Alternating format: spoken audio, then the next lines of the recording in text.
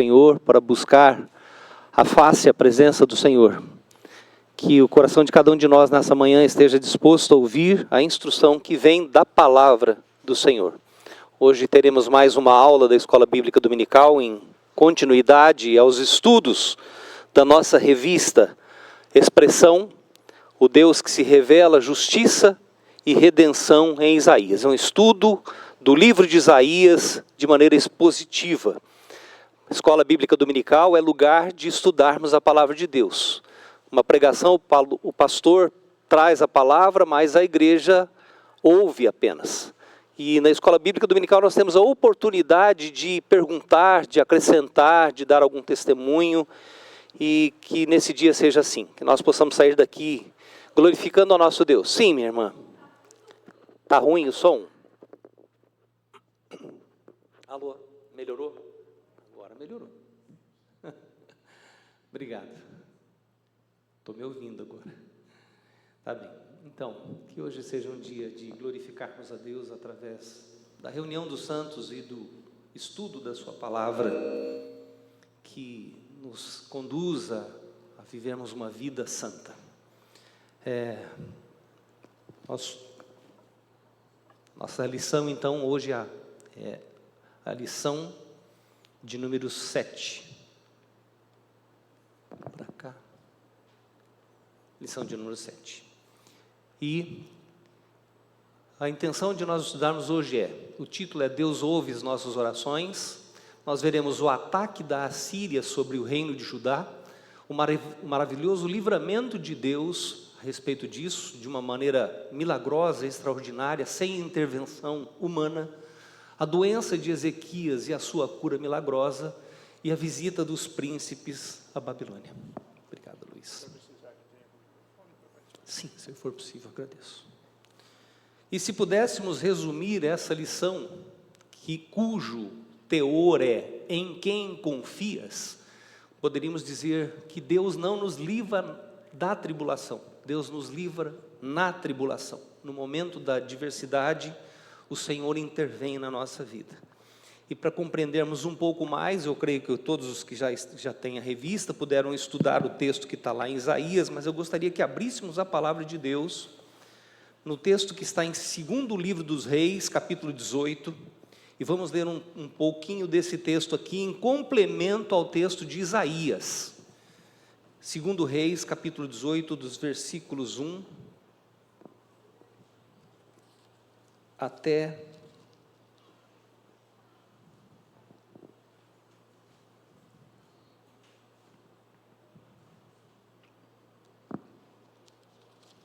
o versículo 18. Vou ler aqui, acompanhe por favor, irmãos. 2º Reis 18, do 1 até o 18. Diz assim a palavra de Deus, cujo título aqui é o reinado de Ezequias de Judá. No 3º ano de Oséias, que ele sempre compara aqui o rei de Judá do norte e o rei do sul. Então, no 3º ano de Oséias, que era o rei do reino do norte, filho de Elá, rei de Israel, começou a reinar Ezequias, filho de Acás, rei de Judá. Tinha 25 anos de idade quando começou a reinar e reinou 29 anos em Jerusalém. A sua mãe se chamava Abi e era filha de Zacarias. Fez ele o que era reto perante o Senhor, segundo tudo o que fizera Davi seu pai. Removeu os altos, quebrou as colunas e deitou abaixo o poste ídolo. E fez em pedaços a serpente de bronze que Moisés fizera, porque até aquele dia os filhos de Israel lhe queimavam incenso e lhe chamavam Neustã. Confiou no Senhor, Deus de Israel, de maneira que depois dele não houve seu semelhante entre todos os reis de Judá, nem entre os que foram antes dele, porque se apegou ao Senhor, não deixou de segui-lo e guardou os mandamentos que o Senhor ordenara a Moisés. Assim foi o Senhor com ele para onde quer que saía, lograva bom êxito, rebelou-se contra o rei da Assíria e não o serviu. Feriu ele os filisteus até Gaza e seus limites, desde as atalaias dos vigias até a cidade fortificada. No 4º ano do rei Ezequias, que era o 7º de Oséias, filho de Elá, rei de Israel, subiu Salmaneser, rei da Assíria, contra Samaria e a cercou. Ao cabo de 3 anos, foi tomada. Sim, no ano 6º de Ezequias, que era o 9º de Oséias, rei de Israel, Samaria, o reino do norte, foi tomado. O rei da Assíria transportou a Israel para a Assíria e o fez habitar em Hala, junto a Abor e ao rio Gozã, nas cidades dos Medos. Porquanto não obedeceram à voz do Senhor seu Deus, antes violaram a sua aliança, e tudo quanto Moisés, servo do Senhor, tinha ordenado, não o ouviram nem o fizeram.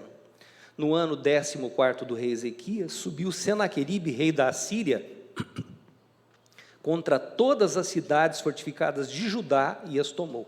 O rei Senaqueribe vinha avançando, chegou no norte e agora está chegando no sul. Chegou nas cidades fortificadas e as tomou. Então Ezequias, rei de Judá, enviou mensageiros ao rei da Síria, Alaques, dizendo: Errei, retira-te de mim, tudo que me impuseres suportarei. Então o rei da Síria impôs a Ezequias, rei de Judá, 300 talentos de prata e 30 talentos de ouro. Deu-lhe Ezequias toda a prata que se achou na casa do Senhor e nos tesouros da casa do rei. Até aqui vamos ler, irmãos, vamos orar. Senhor nosso Deus, nós como teus filhos nos colocamos diante da tua presença santa, majestosa, gloriosa, sublime, suprema, Senhor, e queremos dar ao Senhor e somente ao Senhor toda a honra, glória, louvor e adoração.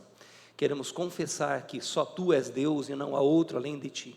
Obrigado, Senhor, pelo dia que o Senhor nos concede, pela vida, pela liberdade que temos de estar na tua casa, para abrirmos a tua palavra e dirigidos pelo Espírito Santo do Senhor, que ilumina a tua palavra e nos faz compreendê-la, aprendermos um pouco mais de ti. Não com a intenção apenas de que racionalmente tenhamos conhecimento, Senhor, mas que a tua palavra penetre ao nosso coração e transforme a nossa vida, para que o teu nome seja glorificado, Senhor. Muito obrigado pela vida de cada um dos meus irmãos, pela vida dessa igreja, pela vida de cada aluno dessa escola bíblica dominical. Em nome de Jesus, pedindo perdão pelos nossos pecados. Amém. O livro do profeta Isaías, que trata aqui dos 66 capítulos, ele pode ser dividido em 3 grandes partes, três grandes blocos. Hoje, com o nosso estudo, estaremos encerrando uma dessas partes, que é até o capítulo 39. E esses capítulos se relacionam em grande parte com Judá e Jerusalém. Isaías é um profeta que profetizou no reino do sul, no tempo da monarquia, no tempo dos reis. Os capítulos de 40 até os 55 condizem com o período do exílio na Babilônia. É o que nós entraremos semana que vem, quando o Marcelo vai trazer a aula, já mudando então o foco das profecias de Isaías. E os 55 até os 66 nos levam de volta do retorno do exílio a Jerusalém, no tempo da restauração após o exílio. O livro de Isaías foi chamado de a Bíblia em miniatura. Quantos livros tem a Bíblia? Alguém sabe dizer? Quantos livros tem a Bíblia? 66. Quantos no Velho Testamento? 39. 39. E no Novo? 27. Então, até aqui no 39, nós como se estivéssemos tratando do Velho Testamento, e a partir de agora o ensino, vocês vão ver, vai tratar mais da questão do Messias, e vai tratar mais de uma visão de restauração, como se fosse o Novo Testamento. E hoje iremos estudar a respeito desse grande livramento que Deus proporcionou a esse povo de Judá, quando então os assírios tentaram invadir o reino do sul. E tentaremos abordar então esse livramento que Deus também proporcionou. Não sei se vai dar tempo, mas seria importante a gente tentar tratar o livramento que Deus proporcionou ao rei Ezequias na sua doença, porque isso está muito ligado. A doença de Ezequias, o ataque da Síria, a morte que ele poderia ter e que Deus o livra, isso está tudo muito ligado. Ezequias é a minha força. O sentido da palavra Ezequias é: Deus é a minha força, Javé é a minha força. Para entendermos o contexto, o poder então da Assíria vinha aumentando. Aqui esse mapa, apesar de que acho que a gente não consegue entender bem, mas aqui em verde está o Império Assírio até 824 e depois o Império Assírio até 671. Vocês podem ver que começou ali alcançando a Babilônia, que está do lado de cá, do lado direito, aquele verde. A Babilônia foi dominada pela Assíria, mas o Império Assírio se estende e vai até o Egito ali embaixo, passando ali por Israel, tomando Israel, levando cativos os povos de Israel, em Samaria e em todo Israel, permanecendo somente um amarelinho ali no meio, que nós vamos ampliar isso aí, vocês vão ver que é Judá. De tudo que eles tomaram, eles não tomaram o reino de Judá. Então, o rei agora era Senaqueribe, numa linha sucessória de reis, nem todos eles da mesma linhagem, mas numa linha sucessória de reis, o rei agora era Senaqueribe, que tinha a intenção de alcançar o Egito, e Israel era aquele meio de passagem. Então Israel sempre estava naquela briga, como eu falei para vocês, como no êmbolo de uma seringa que está sendo pressionado por um lado e pelo outro lado. Israel era esse caminho às vezes que precisava ser usado para chegar até o Egito.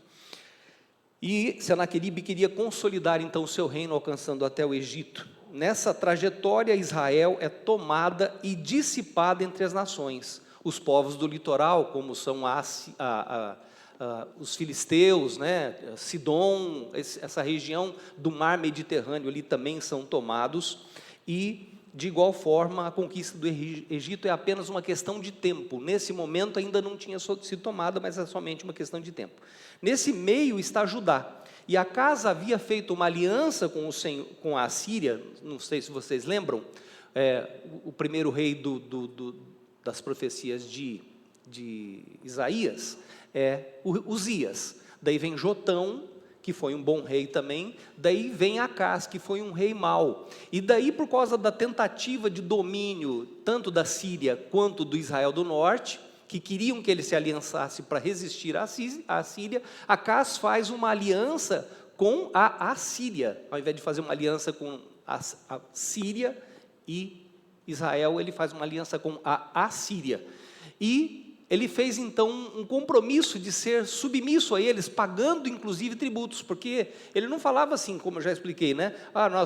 Vem me ajudar aqui. O rei falava, nós vamos te ajudar, mas você vai ser tributário, você vai pagar para a gente. Então Acas faz esse compromisso, essa aliança com o rei da Assíria daquele momento, e é tributário da Assíria. Mas aqui nesse momento, na sucessão de reis, depois de Salmanaser, Sargão toma o reino, que é de uma outra linhagem, e nesse tempo Sargão se volta mais para a Babilônia, que estava tentando se levantar em independência, e deixa um pouco o reino de Judá. Só que Ezequias, ele se volta a Deus, diferentemente do seu pai. Ele se volta a Deus e procura então fazer aquilo que agradava a Deus. Quando vocês lerem os textos, vocês vão ver que ele restaurou o culto, ele chamou os levitas de novo, começou os sacrifícios, ele celebrou a Páscoa. O coração dele, como nós lemos nesse texto aqui, se voltou a Deus em integridade e fidelidade. E daí ele rompe os laços com a Assíria, ele deixa de ser tributário da Assíria, como nós lemos nesse texto aqui. Ele então deixa de pagar os tributos, como nós lemos aqui em 2 Reis 18, 7, que diz assim: rebelou-se contra o rei da Síria e não o serviu. Então ele não era mais tributário da Assíria. A gente está entendendo aqui o contexto, por que a Assíria vem atacar Judá, né? Porém, Senaqueribe agora vem para acertar as contas, porque ele resolve a situação da Babilônia e começa a se encaminhar para o Egito. E ele vem agora para acertar as contas. E a pergunta é, será que Ezequias voltaria a ser um vassalo da Assíria? Ou ele, se voltando a Deus, ele se manteria fiel a Deus, crendo que Deus o livraria? Porque os reis faziam isso: você vai ser tributário, mas eu vou acabar dominando você, como aconteceu com Israel do Norte, né? Então, o momento era de uma grande situação difícil para Ezequias, porque ele havia abandonado a fidelidade, a aliança com a Assíria, e agora a Assíria vem para cobrar, acertar as contas. Ezequias havia se proposto então a servir a Deus com integridade de coração, Ele fez uma grande reforma religiosa, abriu as portas da casa do Senhor, que o seu pai fechara. Nós vemos nos textos passados, né, que Acás, ele inclusive trouxe os deuses das outras nações, fechou o templo e colocou lá os deuses das outras nações. E convocou os sacerdotes, os levitas, a se santificarem para o retorno das atividades de culto, convocando também para esse fim o próprio povo. Ele celebra a Páscoa de uma maneira que a Bíblia diz que foi diferenciada, e que só nos tempos de Salomão havia tido uma Páscoa como aquela. A leitura dos textos de 2 Crônicas e 2 Reis são muito importantes como textos correlatos, para que a gente possa entender esse contexto, entender o que está acontecendo nessa situação. Ou seja, nós podemos ver que, diferentemente do seu pai, que era Acás, Ezequias se volta a Deus com todo o seu coração, posicionando-se diante do povo como um rei aprovado por Deus, que é o que a Bíblia diz aqui, fez o que era bom, o que era agradável a Deus. Então, diferente do seu pai, ele se volta a Deus e pergunta para Deus: Senhor, o que o Senhor quer que eu faça? E eu vou me dispor a fazer. E é um rei obediente e fiel a Deus. Interessante que nesse momento desse rei obediente e fiel a Deus, é que as adversidades começam a chegar. Não era de se esperar que um rei se voltando a Deus, Deus desse paz para ele e falasse: então tá bem, agora você está fazendo a minha vontade, deixa eu colocar o teu reino em paz. Mas não é isso que acontece, as adversidades vêm. Esse é o texto que nós lemos, né? Assim fez, 2 Crônicas 31, 20 e 21, diz: assim fez Ezequias em todo Judá, fez o que era bom, reto e verdadeiro perante o Senhor seu Deus, em toda a obra que começou no serviço da casa de Deus, na lei e nos mandamentos para buscar a seu Deus, de todo o coração o fez e prosperou. Ou seja, se a gente puder dizer assim, Ezequias foi um rei exemplar, um rei que agradou a Deus? Sim. E aqui nós temos um outro texto, que é 2 Crônicas 32:1, depois dessas coisas, ali embaixo, a segunda ali, depois dessas coisas e desta fidelidade, veio Senaqueribe, rei da Assíria, entrou em Judá, acampou-se contra as cidades fortificadas e intentou apoderar-se delas. Depois dessas coisas e desta fidelidade, veio Senaqueribe, entrou em Judá, tomou 45 cidades de Judá, cidades fortificadas, e deixou Judá como se fosse uma ilha, enclausurada. Então, o rei da Assíria vem contra Judá com seu poderoso exército e toma 45 cidades e enclausura Ezequias. Ele chega até Laquis. Não sei se a gente vai ter o mapa aqui. No próximo mapa eu vou mostrar para vocês. Ele chega até Laquis, que é a cidade mais fortificada, porque os reis vinham pelo caminho do litoral, eles não vinham pelo outro lado, que era deserto. Então eles vinham descendo pelo litoral, chegaram até uma cidade do lado do litoral, para se encaminharem para Jerusalém. Laquis era como se fosse o portão de ferro de Jerusalém. Ele chega em Laquis e domina essa cidade, toma essa cidade. Ezequias então teme esse grande poder e diz, como nós lemos ali, né?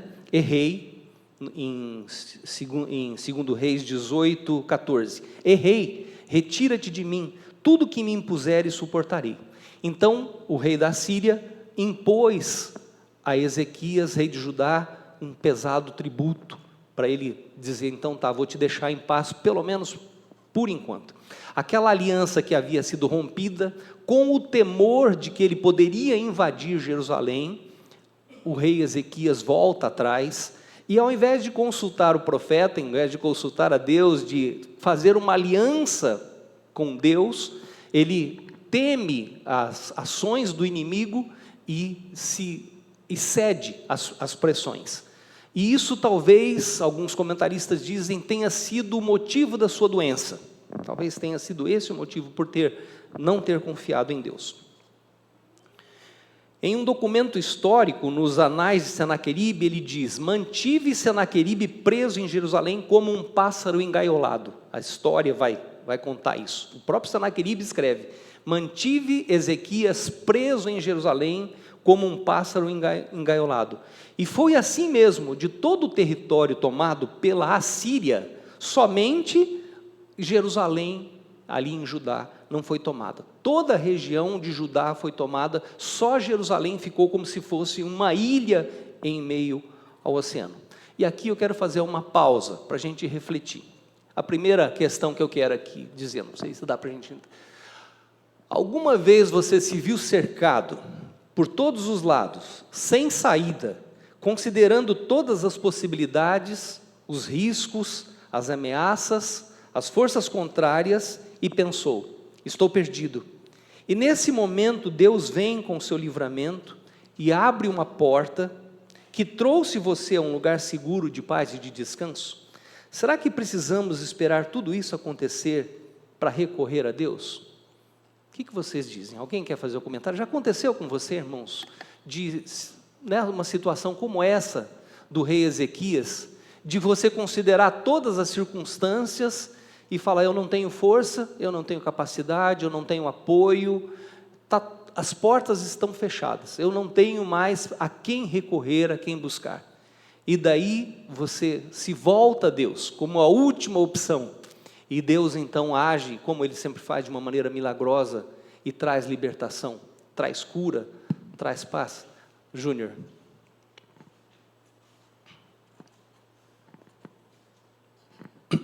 Bom dia. Bom dia. Tive sim uma situação assim, do serviço, onde Deus me colocou, e eu estive diante de uma situação que, resumindo, estava sendo sentenciado à revelia onde eu estava trabalhando, E aí eu parei e falei assim: Senhor, o Senhor que me trouxe aqui. Então, fé. Então aí eu fiz um recurso, mesmo depois de ter sido sentenciado, sem se manifestar no processo e tudo, e o recurso foi aprovado, foi aceito, e reverteu aquela situação, pela graça de Deus, Então, assim, Deus deu as palavras, Deus deu condições de eu fazer aquele recurso, mas antes eu fiz essa oração, E realmente é uma situação mais ou menos parecida com o que você falou. Verdade. Mas eu queria falar mais um pouco. Pode falar. Escola Dominical é para isso, para a gente participar. O senhor indagou aí sobre a questão de por que a pessoa, quando está junto de Deus, está perto de Deus, acontecem essas coisas, lá na frente, quando Jesus fala assim: afasta de mim que eu não vos conheci. Essa palavra conhecer, lá no final, no julgamento final, é ter relação, é conhecer um outro, E a gente conhece a Deus quando passa por esses momentos. Então, na verdade, é uma graça que Deus dá. Deus permite que nós o conheçamos e Ele nos conheça. Sim, verdade. Para a nossa salvação. Nossa fé é aumentada na tribulação. Para a nossa salvação também, meu irmão? Alguém quer fazer um comentário? Dona Aurelita. Dona Aurelita. Depois o seu Reginaldo.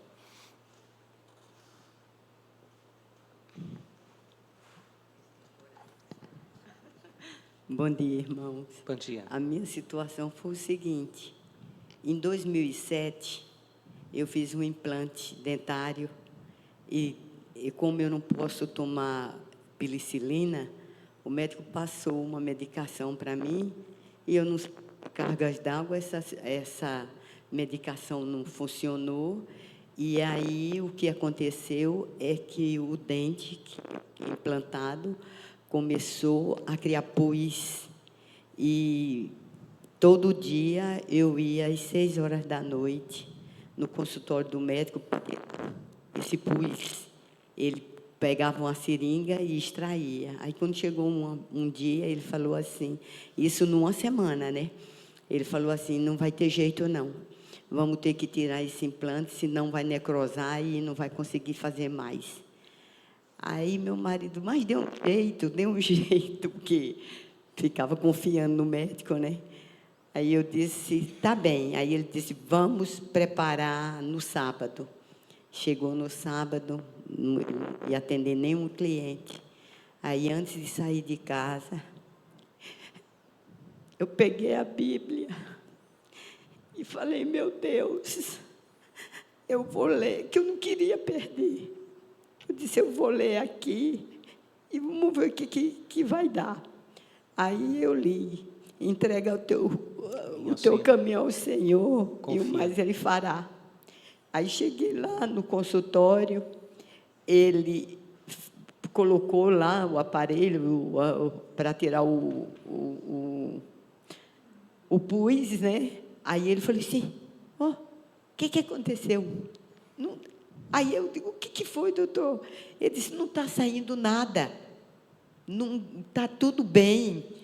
Aí eu disse, é mesmo? Não estava acreditando. Eu digo, é mesmo, doutor? É assim. Aí, quando eu levantei, que saí da sala do consultório dele, ele abriu a outra sala, falou, vendo ali, estava tudo preparado, os instrumentos que a gente ia tirar o implante. Então, eu agradeço grandemente a Deus, porque a gente tem que confiar primeiro nele. Foi uma intervenção. Tá? Obrigada. Seu Reginaldo.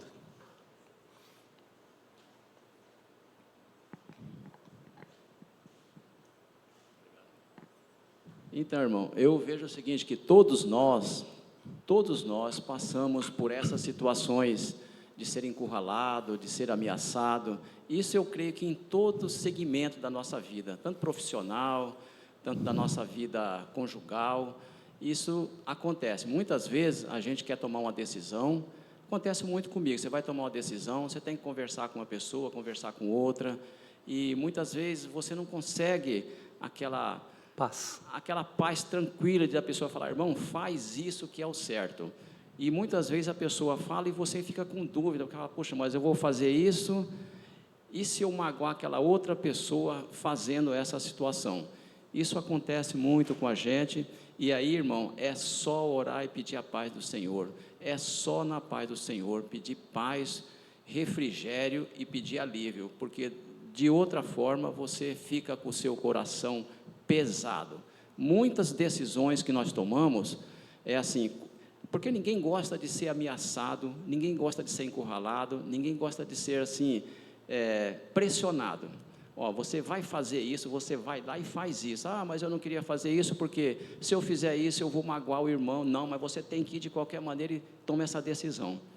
Então aí pesa sobre a gente essa questão de você pedir alívio e pedir refrigério. É o que eu tenho sendo, Senhor, refrigera a minha alma, me dê alívio para mim tomar essa decisão. E depois você vai e toma a decisão, né? Amém. Quer falar alguma coisa, Marcelo? Você tinha pedido a palavra, não? Não? Claro, assim, Geraldo. Em 64, quando estava na faixa de Gaza, lá é livre a plantação de haxixe, né?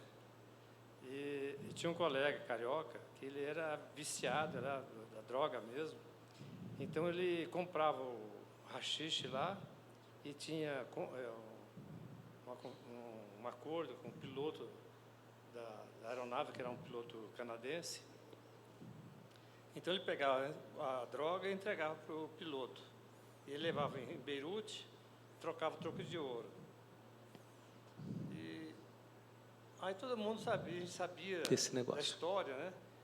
Aí o cocô do camelo é um quibe. Aí o que eu fiz? Peguei o quibe seco, aquele cocô seco, e cortei, fiz o cigarro e dei para ele fumar, né? E aí ele ficou doido. Ele estava viciado, né? E aí ele descobriu, assim, vou te matar. E aí, todo crente, né, quando está na coisa, assim, ele fica orador para chuchu. É né? verdade, Crente, aumenta a né, nossa... cara? Aí, rapaz, eu vi que eu ia morrer. Aí o canadense descobriu e foi lá e prendeu ele, na Militar Police. E aí, assim, aí eu me livrei, né? Então, uma história... Sim.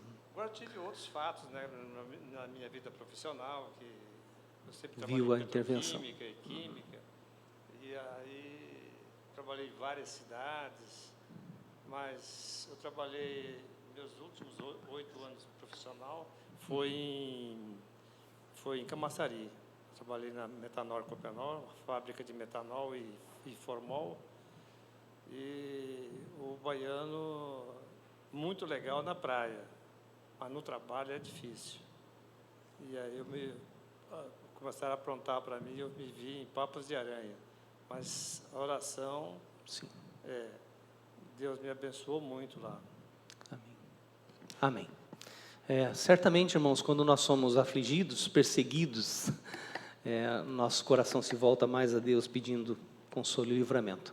A segunda pergunta que eu queria fazer para você é: será que você já percebeu que quando você se consagra a Deus, que busca fazer a sua vontade, que busca viver uma vida de santidade, parece que as lutas espirituais se intensificam? Isso não aconteceu com Elias, depois de ter vencido ali os deuses, os Baal, os Balaíns, Acabe, Jezabel? Ele não desejou a morte, ele não fugiu. Será que depois de uma vitória dessa, ele não deveria estar cheio de poder e de autoridade, mas ele, na verdade, ele se sentiu oprimido, se sentiu acuado, né? Ou com Ezequias, como nós vimos aqui, depois de fazer a vontade de Deus, ele é oprimido, ou com o próprio Senhor Jesus, que depois do seu batismo, foi levado ao deserto para ser provado. Não sei se vocês já perceberam isso. Às vezes, quando nós buscamos mais a face de Deus, quando nós estamos mais no caminho da santidade, quando nós estamos fazendo mais aquilo que a gente sabe que é da vontade de Deus, parece que o inimigo das nossas almas se levanta mais ferozmente, tentando nos intimidar. Nós conseguimos, às vezes, sentir aquele bafo de enxofre, ouvir aquele rugido do leão que está procurando alguém para tragar. Mas nós precisamos entender que Deus é a nossa força, Ele é o nosso refúgio e Ele é a nossa fortaleza. E é isso que aconteceu. E aqui nós vamos olhar, então, a história desses capítulos que mudam, então, de uma questão de profecia, porque até ali Elias é um profeta, todas as palavras dele são em termos proféticos, mas aqui Isaías, para um pouquinho, e ele apresenta uma narrativa, ele começa a contar uma história, ele não está falando profeticamente, ele usa então uma linguagem narrativa para descrever os atos dessa poderosa ação de Deus no livramento do povo, no livramento do rei, na humilhação daquele que tentava se levantar, humilhando a Deus e afrontando a Deus e salvando inclusive o seu rei da morte. A sequência dos reis da Síria, para a gente entender, o primeiro foi Tiglat-Pileser, que é chamado Pul na Bíblia. Ele venceu a coalizão Síria-Israel, que foi aquela que nós estudamos, que foi de Rezim e de Peca, e leva cativos as tribos de Ruben, Gad e metade da tribo de Manassés, no primeiro cativeiro de Israel. Então Israel não foi levado totalmente cativo, ele foi levado em partes. Essa primeira parte aqui, ele é levado a essa quantidade de tribos, mas fica ali a capital, que era Samaria, e ficam outras partes. E a sequência, então, é Salmaneser V, que ele foi filho desse Pul, Tiglat-Pileser, e depois vem Sargão. Ele concluiu a destruição de Samaria, iniciada por Salmaneser, levando os israelitas ao exílio, restando apenas o reino de Judá ao sul. Quem concluiu essa deportação foi Sargão. Depois de Sargão vem o seu filho Senaqueribe, que conquistou 46 cidades de Judá e por uma razão desconhecida não chegou a Jerusalém. A gente sabe qual foi a razão. Depois veio Assaradão, que na Bíblia é chamada de Esar-Edom, que foi aquele rei que assumiu quando Senaqueribe foi morto pelos seus próprios filhos. Depois Assur-Banipal foi o último grande rei assírio que destruiu Suzã, a capital de Elã. Ele é mencionado em Esdras. E depois vieram mais alguns outros reis aqui. O último império assírio colapsou durante o seu reinado, e foi a queda de Nínive, que era a capital, e a queda do reino da Assíria. A Assíria foi dominada pela Babilônia. A Babilônia se levanta, então, como uma outra nação em potência. E essa aqui é a lista, para a gente saber também, a lista dos reis de Judá, a partir do ministério de Uzias. Então, o primeiro rei é Uzias, ele fez o que era reto perante o Senhor. Depois é Jotão, fez o que era reto perante o Senhor. Depois é Acás, fez o que era mal perante o Senhor. Depois é Ezequias, que é esse rei que nós estamos vendo, fez o que era reto. Manassés, que foi o filho que nasceu naqueles 15 anos que Deus acrescentou, foi um rei ímpio, também fez o que era mal. Josias foi um grande rei, ele descobriu o livro da lei e voltou às práticas religiosas. Joacás fez o que era mal. ele foi levado cativo para o Egito, e Faraó Neco que domina, nomeia o seu irmão Judá e Judá é vassalo do Egito. Joaquim fez o que era mal, Nabucodonosor o prende e leva a Babilônia, Judá agora é vassalo da Babilônia. Depois vem Joaquim, com só 3 meses, fez o que era mal, levado à Babilônia com a nobreza de Judá, com Daniel e com todos aqueles príncipes. Nabucodonosor coloca Zedequias como rei, Zedequias se rebela, fez o que era mal perante o Senhor, e aqui então todo o povo de Judá é levado cativo. Então aqui termina o reino de Judá. O reino do norte havia terminado aqui um pouco antes de Senaqueribe, né? E agora termina, depois de mais ou menos 100 anos dessa história que é narrada, termina o reino do sul. E aqui são as campanhas de Senaqueribe. Ele vem, se vocês puderem ver, ele vem pelo mar. Ele chega então em Líbina, em Laques, e tentando chegar até Jerusalém. Vamos então entrar um pouquinho mais de maneira profunda no estudo da nossa revista agora, que vai tratar primeiro a brutalidade das campanhas assírias. Eu quero mostrar para vocês aqui a brutalidade das campanhas assírias. Ou era intimidação, ou era sedução. Não é essa maneira que o inimigo ainda age na nossa vida, irmãos? Ou ele não tenta intimidar para te fazer ceder, retroceder, ou ele não tenta te seduzir, e é isso que a gente vai ver que acontece com o reino. A brutalidade do reino da Síria, eu não coloquei aqui, eu deveria ter colocado. Deixa eu ler para vocês aqui, o que um dos reis da Síria escreveu: eu edifiquei uma coluna contra a porta da cidade, e esfolei todos os principais homens que haviam se revoltado, e cobri essa coluna que eu fiz com as peles daquelas pessoas que eu matei.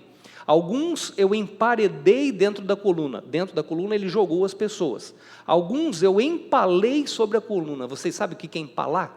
Sabem o que é empalar? Empalar é colocar uma madeira, alguma coisa introduzida no ânus da pessoa, que atravessa todo o corpo da pessoa e deixa a pessoa lá. Então, alguns ele empalou sobre a coluna, com estacas, e outro amarrei as estacas em torno da coluna. O que ele fez? Ele fez uma coluna, e aquela coluna foi o memorial das suas atrocidades, da sua maldade, das suas brutalidades. Quem olhasse para aquela coluna, como era o caso da crucificação, diria assim: eu não quero me opor a esse rei, porque é o que ele faz com seus inimigos, eu não quero ser inimigo do rei. Em outra inscrição ele diz: provoquei tempestades nos picos das montanhas e as tomei, no meio das montanhas imensas os matei, com o sangue deles tingi as montanhas, que ficaram como lã vermelha, com o restante deles escureci os canais e precipícios das montanhas, tomei-lhes as posses, a cabeças de seus guerreiros decepei, e com elas formei uma pilha defronte à sua cidade, seus jovens e virgens queimei-os com fogo. Não havia questão de um exército inimigo chegar numa cidade e falar: rendam-se, eu sou um bom rei. Não, o que ele fazia era um ato memorial de maldade, de violência, de crueldade, era isso que ele fazia. Essa era uma forma de intimidação ou sedução, como nós colocamos aqui. O primeiro tópico da nossa revista é a ameaça da Síria, não é? O primeiro tópico da nossa revista aqui. Senaqueribe, com o seu poder militar aterrador, se posiciona nos arredores de Jerusalém, e envia um emissário com um grande exército para intimidar e intimar Ezequias a se render. Ele vem com o seu exército, vem tomando tudo, já tomou 45 cidades, a cidade mais fortificada já foi tomada. Ele chega nos portões de Jerusalém e fala: meu exército está aqui. Quem vai é um emissário. Rabsaqué não é o nome da pessoa, é como se fosse o copeiro mor, que também não era um copeiro de servir as mesas, era como se fosse o ministro-chefe de Estado. Era uma alta posição, um alto cargo, que era dado como um representante, um ministro de Estado, para falar em nome do rei. Então, Senaqueribe não vai até Jerusalém, ele envia um emissário com autoridade, com poder, e leva junto um exército, para falar assim: olha, o exército está posicionado, nós já tomamos as tuas cidades, nós estamos nos teus portões, nós vamos dominar vocês. Então, essa é a intenção do rei Senaqueribe. Se Ezequias usasse apenas a razão e considerasse as suas fracas possibilidades, certamente reconheceria a sua derrota e se entregaria. Se ele fosse apenas uma pessoa racional, ele falou, bom, já dominou tudo isso, já dominou o reino do norte, já dominou todos os povos, eu estou enclausurado na minha cidade, quem sou eu para resistir? Se ele fosse apenas uma pessoa que usasse a razão, possivelmente ele teria desistido e se entregado. As alianças frustradas que ele tentara fazer, e os seus pais também tentaram fazer sem a permissão de Deus, o poder escasso do seu exército, o histórico do conquistador, a sua impiedade e crueldade, certamente fariam com que Ezequias tremesse e cedesse. Os olhos humanos muitas vezes nos fazem esquecer os olhos da fé, não é verdade? A gente só pensa, né, de maneira racional, mas a gente não coloca o nosso espírito diante de Deus, buscando de Deus uma resposta, como foi o que o senhor falou, né, que seja sábia, né? Às vezes a gente olha e os nossos olhos físicos fazem com que os nossos olhos espirituais fiquem cegos. A confiança no nosso braço muitas vezes nos afasta da força do braço forte do Senhor. É interessante notar que o local de encontro dos emissários de Senaqueribe, quando vocês leem o texto de Isaías, vocês podem perceber que foi num aqueduto que já havia sido citado. Normalmente os reis, eles começavam a verificar as suas possibilidades de resistir a um cerco. O exército não tinha forças, mas Jerusalém era uma cidade fortificada, de difícil acesso de ataque. Então, normalmente os reis entravam nas cidades, fechavam os portões e ficavam ali quando eles podiam, mas ia acabando a água, ia acabando a comida, às vezes comiam os próprios filhos, comiam as próprias pessoas. Já tem um texto que fala a respeito disso, quando a Síria sitiou uma vez Jerusalém.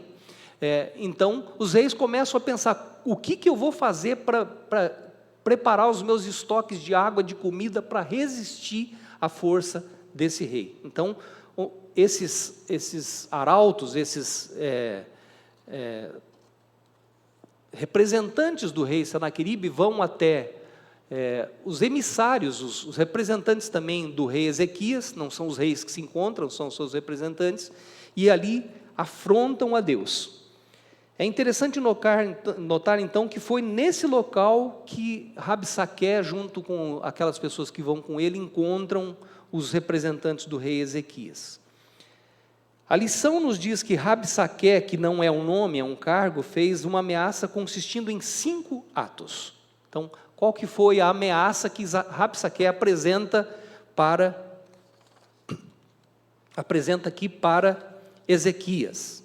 Ele diz que o poder de guerra de Isaías, aqui, deixa eu achar aqui, nós estamos no, aqui, ó, Isaías 36, né? Assim diz o sumo rei, o rei da Síria, que confiança é essa em que estribas, o 36:4. Bem posso dizer-te que teu conselho e poder para a guerra não passam de vãs palavras. Em quem, pois, agora confias para que te rebeles contra mim? Onde é que você está depositando a tua confiança? Confiança é como você andar em um lugar que você sabe que é firme, que não vai ceder.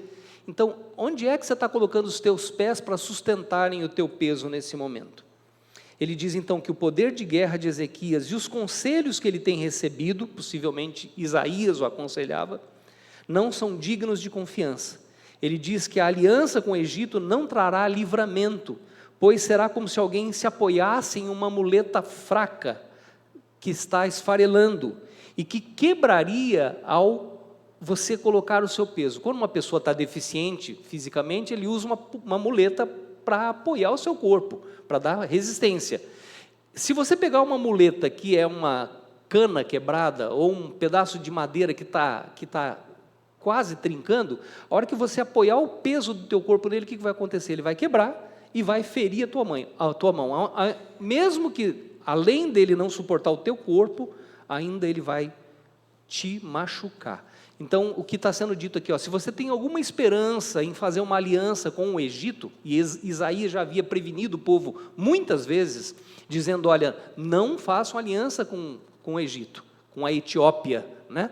Porque era tudo uma região só, o Egito e a Etiópia era uma nação nesse momento. Então, o próprio profeta Isaías diz para não se firmar nas alianças. O que ele tentava dizer quando ele falava assim, não façam alianças? Já tinha uma aliança feita? O povo de Deus já tinha uma aliança feita? Já tinha uma aliança feita, que era com Deus. Por que eles não se voltavam a Deus? Porque eles procuravam então, olha, o povo está vindo, o que eu posso fazer? Eu vou me aliançar com esse povo, os dois povos vão resistir. Mas o que acontecia quando se aliançavam com esses povos? Esses povos não eram ateus, o ateísmo é uma coisa recente. Esses povos tinham os seus deuses, e esses povos atribuíam normalmente as suas vitórias aos seus deuses. Como é que um povo que crê em Deus pode se aliançar com um povo que vai tributar aos deuses deles as vitórias conquistadas? Então, Deus dizia, não façam as alianças com esses povos, porque é como se vocês estivessem se aliançando com os deuses deles. Porque, como eu já falei para vocês, a vitória de um povo era a vitória do Deus desse povo, e a derrota de um povo era a derrota do Deus desse povo.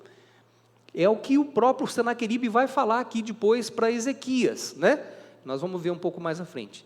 Ezequias já havia tentado comprar a paz com a Assíria e com Senaqueribe através de pesados tributos. Um comentarista diz que ele entregou 1 tonelada de ouro e 10 toneladas de prata, quando é aquele momento que ele fala, rei, aparta-te de mim, né? O que você impuser eu vou pagar. Ele falou assim, agora já atacou o norte, já chegou aqui, derrubou essas cidades, o que é que eu posso fazer? Deixa eu tentar fazer as pazes com ele novamente, eu vou pagar tributos, o que você quer? E outros comentaristas, inclusive, dizem que ele precisou entregar mulheres e filhas para ele. Então, foi uma atitude de humilhação, ele precisou arrancar portas do templo, pegar coisas que eram pertencentes a Deus, ao culto a Deus, e fazer dessas coisas uma montanha de ouro e entregar para aquele rei. Rabsaque, então, faz outro questionamento, o segundo, confiar no Senhor. Então, o 7.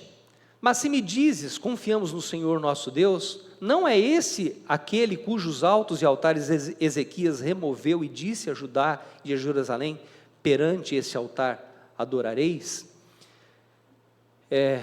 Ele conclui que Ezequias saberia reconhecer que a sua primeira alegação era verdadeira, não confie nos seus conselhos e não confie no seu exército. E ele então aqui diz que se você confia em Deus, como é que você destruiu os altares de Deus? Ele faz uma conclusão equivocada a respeito do culto de Israel. Ele pensa que, como na sua nação, deveriam haver vários lugares de culto, de adoração a Deus. O que Ezequias foi um ato de purificação do culto, ele destrói aqueles altares que eram altares de idolatria, porque Deus estabeleceu um templo e um culto. E Deus queria que esse templo e esse culto fossem os únicos do seu povo. Então, haviam lugares altos, haviam lugares de adoração, que Ezequias limpa isso, centralizando tudo em Judá. Mas, como Senaqueribe não entendia essa questão do culto a Deus, ele imagina que o que Ezequias fez foi um ato contra Deus, de eliminar altares de adoração. Ele não conhecia o Deus de Israel e aquilo que ele tinha dito para o seu povo. Aqui o terceiro ponto é, Rabsaque volta ao poder militar do exército assírio, sem considerar o Senhor dos exércitos, porque a palavra muito usada aqui é Senhor dos exércitos. Quando Davi vai enfrentar Golias, ele diz, você está vindo contra mim, mas eu vou contra você, no nome do Senhor dos exércitos. O teu exército está acampado aqui, o meu está acampado aqui, nenhum quer lutar com o outro, né? Todos vocês são falíveis, mas eu vou contra você, incircunciso, em nome do Senhor dos exércitos. Então, a palavra usada aqui é Senhor dos exércitos. Ele não considera então que Deus é o Senhor dos exércitos. Ele diz que estaria a ofensa de Senaqueribe dizendo assim, olha, se você quiser, se você precisar, eu te dou 2.000 cavalos, para a gente tentar equiparar um pouquinho a nossa batalha. O que você quer? Você quer que eu te dou 2.000? Será que você vai ter cavaleiro para montar esses cavalos, né? Isso é uma zombaria ao fraco exército que sobrou de Judá, como tentando equilibrar um pouco as forças. E diz que Ezequias, ainda assim, não poderia resistir mesmo ao menor dos seus capitães. Aqui, ó, como pois o 9, como pois você não podes afugentar um só capitão dos menores dos servos do meu senhor, confias no Egito por causa dos seus carros e cavaleiros? E daí ele vai fazer a outra alegação, aqui é o versículo 10. Acaso subi eu agora sem o Senhor contra esta terra para destruir? Pois o Senhor mesmo me disse, sobe contra esta terra e destrói-a. Ele está dizendo assim, eu estou aqui, mas foi Deus que me enviou para cá, então eu estou aqui com a autoridade de Deus. Ele está dizendo que ele foi autorizado pelo próprio Senhor para destruir a terra. Mesmo que isso tenha um certo fundamento, porque nós já lemos aqui que todos os povos que se levantaram, tanto contra Israel contra Judá, foram como varas na mão de Deus. Deus pega a vara que Ele quer e usa da maneira que Ele quer. Assim como a palavra de Deus diz que o barro não tem autoridade sobre o oleiro, a vara não tem autoridade sobre aquele que a usa. Então Deus está usando uma vara para punir o seu povo, mas Ele puniria também a vara, Ele puniria essas nações. Até agora, o que nós aprendemos de Isaías é isso, Ele dá autoridade para as nações, mas Ele mesmo vai punir essas nações. Então, mesmo que Senaqueribe seja um instrumento da mão de Deus, ele usa isso de uma maneira um pouco pervertida. Veja o que diz ali em Isaías 37, 26. Isaías 37, 26 diz assim, Deus falando, acaso não ouviste que já há muito dispus eu essas coisas, já desde os dias remotos o tinha planejado?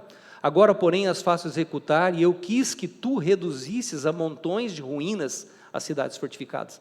Deus está falando assim, ó, você está pensando que você é o quê? Foi eu que dispus isso há muito tempo para executar isso agora. Então, não deixa de ser a vontade de Deus que Senaqueribe estivesse sendo usado, mas ele não estava sendo usado como uma pessoa que é um ungido de Deus, vamos dizer assim como Ciro foi, né? Ele não está sendo uma pessoa que Deus colocou especificamente, ele foi na autoridade de Deus, não, ele ia lá, na sua dureza de coração, na sua rebeldia, na sua soberba, e ele está tentando convencer o coração das pessoas a pensarem, bom, se é Deus que está mandando ele, vamos ouvir o que ele está falando e vamos obedecer. Aqui Senaqueribe age como o próprio inimigo das nossas almas, que mistura a verdade e a mentira, tentando nos levar a uma conclusão errada. Isso é um sofisma, são argumentos que partem de uma verdade e que chegam numa conclusão errada. Quando Jesus foi tentado pelo diabo, o diabo não citou a palavra de Deus? Citou, mas ele citou no sentido da palavra de Deus, correto? Não, ele citou no sentido errado. Então o inimigo ele tenta usar aquilo que Deus fala, mas para conclusões erradas. Então é assim que o inimigo das nossas almas age. Ele, Senaqueribe, mais à frente, afronta e blasfema contra Deus. E ainda faz uma proposta que era totalmente contrária às suas promessas, que era levar cativo o povo para uma terra distante. A aliança que Deus havia feito com Abraão era para onde? Era para a Síria? Para Canaã. Deus falou, olha, essa terra que mana leite e mel, essa terra vai ser tua. Anda para esses lugares onde os teus pés se colocarem, essa terra vai ser de vocês. Então a promessa de Deus para o povo de Deus era Canaã. O que a Senaqueribe estava tentando fazer aqui era tirar o povo da terra de Deus, dizendo que poderia dar uma outra terra para eles, e que essa terra seria uma terra de bênçãos. E esse povo de Deus já havia sido libertado do Egito, eles não eram mais escravos, e Senaqueribe queria voltar a fazê-los escravos. Veja o que diz 36, 16 e 17, qual que era a intenção dele aqui, ó? Não deis ouvidos a Ezequias, 36, 16 e 17. Não deis ouvidos a Ezequias, porque assim diz o rei da Síria, fazei as pazes comigo e vinde a mim, e comei cada um da sua própria vide, e da sua própria figueira, e bebei cada um da sua própria cisterna. Não é sedutor isso? Não é sedução? Ele tentou oprimir, ele tentou levar a uma situação difícil. Agora ele está falando, não, vem cá, vamos fazer as pazes, olha o que eu tenho para vocês, ó, sedução. Até que eu venha e vos leve para uma terra como a vossa, terra de cereal e de vinho, terra de pão e de vinhas. O que ele está querendo dizer aqui para eles? Olha, se essa terra de vocês mana leite e mel, a que eu vou levar vocês é muito melhor. Vocês simplesmente precisam deixar de crer que Deus é o Deus de vocês. Vocês primeiro precisam deixar o rei de vocês. Essa linhagem que Deus prometeu de Davi, né, que nunca deixaria de ocupar um trono, esqueçam isso. Me aceitem como rei de vocês, esqueçam do Deus de vocês, e eu vou dar para vocês algo muito bom que vocês vão gostar. Não é sedutor o que o inimigo das nossas almas tenta fazer? É isso que o rei também está tentando fazer. A Assíria então havia dominado o reino do norte. Isaías não menciona isso nas suas profecias, nem nas narrativas. Ele era profeta do sul. Mas aqui o reino do norte já havia sido dominado, né, por Senaqueribe e pelos reis anteriores. E levado toda a população cativa, dispersando entre as nações conquistadas. Essa era uma estratégia para destruir um povo, uma cultura, uma religião. E isso é o que realmente aconteceu com Israel. Então a estratégia era assim: a gente vai tirar vocês da terra de vocês e vai diluir vocês entre as nações que nós conquistamos. E vocês vão assimilar a cultura daquele lugar, vocês vão começar a adorar os deuses daquele lugar, vocês vão começar a falar a língua daquele lugar, vocês vão se esquecer que vocês são um povo. É isso que ele fazia. E é isso que aconteceu com Samaria. Ele fez com Samaria, e Samaria se tornou um lugar que os judeus, na época de Jesus, não passavam por Samaria. Eles davam a volta pelo Rio Jordão para chegar nas regiões do norte. E quando Jesus resolve passar pela Samaria, que tem aquele encontro com a mulher samaritana, os discípulos ficam como que com boca aberta ali, dizendo: mas espera aí, nós vamos passar por Samaria? Ele usa o texto do bom samaritano em confronto com os levitas, né? Porque Samaria era um lugar que as pessoas pensavam assim: esse povo não é um povo de Deus, esse povo é um povo misto, esse é um povo que não crê em Deus como nós cremos. E isso aconteceu até o Novo Testamento. Se isso tivesse acontecido no reino de Judá, possivelmente é isso que teria acontecido.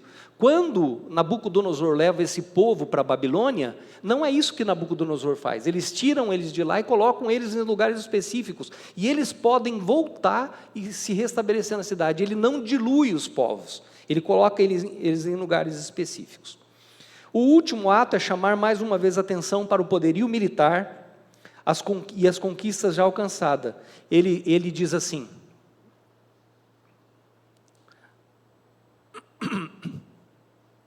aonde que está? Aqui, deixa eu ver. Não vos engane, Ezequias, versículo 18, no 37, deixa eu ver se é isso. Não. 18:36, muito obrigado. 18:36. Não vos engane, Ezequias, dizendo: o Senhor nos livrará. O Senhor nos livrará, né? Acaso os deuses das nações livraram cada um a sua terra das mãos do rei da Síria? Onde estão os deuses das nações conquistadas? Acaso livraram eles de mim, das minhas mãos? Quais são dentre os deuses desse país que livraram a sua terra das minhas mãos, para que o Senhor também livre Jerusalém das minhas mãos? Ele está falando assim: nem o Deus de vocês é poderoso para... Aí ele mexeu com Deus, até aqui ele estava mexendo com Isaías, né? O último então ato é dizer que nem o Senhor seria capaz de livrar. Acaso os deuses das nações livraram cada um a sua terra das mãos do rei da Síria? A afirmação de Rabsaque é: vejam como foram derrotados os outros deuses, porque com vocês seria diferente? Ele inclusive cita Samaria. E quem era o Deus de Samaria? O Deus de Israel, que é o próprio Deus deles, o Senhor, Yahvé, né? Ele fala: o povo do norte já foi derrotado, por que seria diferente com vocês? Como já dissemos antes, a vitória de um povo era a vitória do seu Deus, e a derrota de um povo era a derrota do seu Deus. Muitas vezes os reis se sentiam semideuses, investidos e protegidos pelos seus próprios deuses. Normalmente, quando uma nação era vencida, os seus deuses eram colocados diante daqueles deuses nos templos deles. Quando a aliança é tomada pelos filisteus, o que eles fazem com a arca da aliança? Levam diante de Dagon e colocam diante de Dagon. E daí todos os dias Dagon, a estátua de Dagon, amanhecia prostrada diante da arca. Então, olha, nós conquistamos aquele Deus, e esse Deus está aqui diante dos teus pés. Era isso.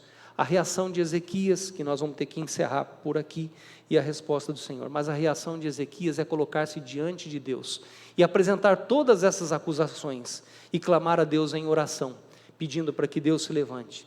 E Deus se levanta. E Deus age. E a palavra de Deus diz no versículos 6 e 7 do 37. 6 e 7. Isaías lhes disse: dizei isso a vosso Senhor, assim diz o Senhor, não temas por causa das palavras que ouviste, com as quais os servos do rei da Síria blasfemavam contra mim. Eis que meterei nele um espírito, e ele, ao ouvir certo rumor, voltará para a sua terra, e nela eu o farei cair morto à espada. Ele volta para Nínive, e depois os seus próprios filhos, diante do seu Deus, enquanto ele o adorava, é morto à espada.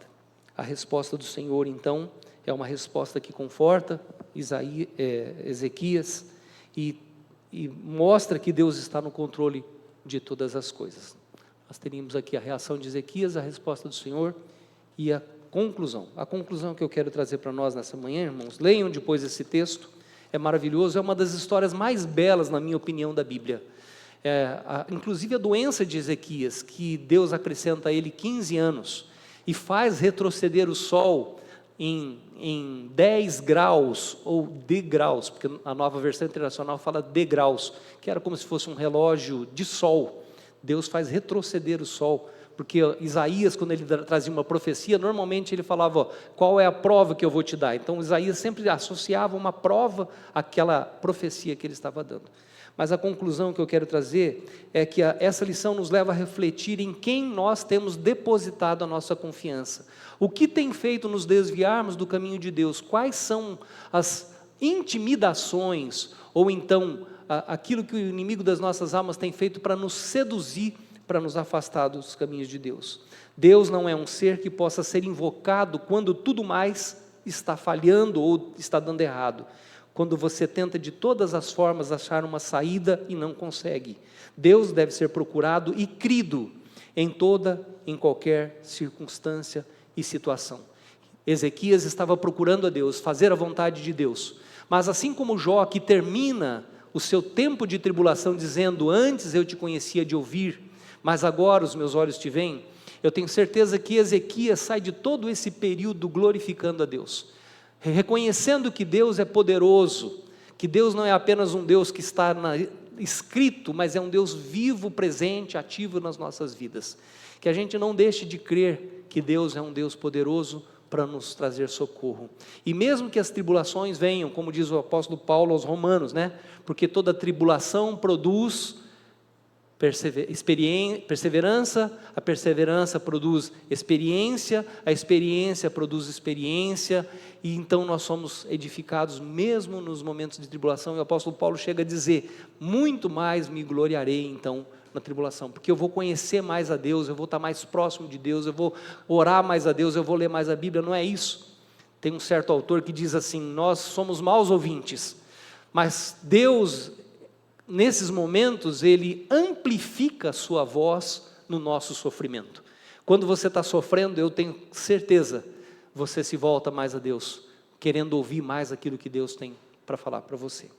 Que Deus edifique a vida de cada um de nós através desse estudo. É um estudo muito rico, muito amplo, tem muita coisa que a gente ainda poderia dizer aqui, mas se vocês têm a revista de vocês, procurem estudar um pouquinho mais. Qualquer dúvida, qualquer coisa que vocês quiserem, eu estou à disposição de vocês. Vamos encerrar com uma oração, irmãos? Obrigado mais uma vez, Senhor, por esse dia e por esse estudo. Obrigado, Senhor, por essa história que o Senhor permitiu fosse relatada na Tua palavra, como palavra do Senhor, que sabemos que é a verdade, Senhor. Obrigado porque mesmo que todas as circunstâncias possam tentar mostrar à nossa mente, ao nosso coração, que a nossa situação é de derrota, de perda, o Senhor se levanta, meu Deus, o Senhor faz com que o nosso coração se aqueça e que a nossa esperança volte, e a nossa fé seja forjada, e nós podemos dizer que confiamos no Senhor, e o Senhor se levantou, o Senhor ouviu as nossas preces, o Senhor agiu em nosso socorro. Assim como o Senhor fez com o teu povo, por causa da tua aliança, por causa do amor a Davi, e as promessas que o Senhor fez de que não faltaria rei no trono, assim o Senhor tem feito conosco, através da nova aliança do Novo Testamento, Senhor meu Deus. Obrigado por Jesus Cristo, que é a nossa paz. Obrigado por Jesus Cristo, que é Deus presente. Obrigado por Jesus Cristo, que é o nosso intercessor diante de Ti, Senhor. Nós reconhecemos que a presença do Teu Espírito Santo tem nos dirigido, consolado, tem nos animado, Senhor meu Deus. Que esse texto não fique apenas na nossa mente, meu Deus, como um conhecimento histórico do que aconteceu, mas que seja trazido vivo à nossa alma, ao nosso espírito, e renove em nós as forças, a esperança e a fé em Ti, Senhor meu Deus. Abençoa cada um dos meus irmãos nesse dia, em nome de Jesus, amém. Deus os abençoe, irmãos, obrigado pela atenção de vocês.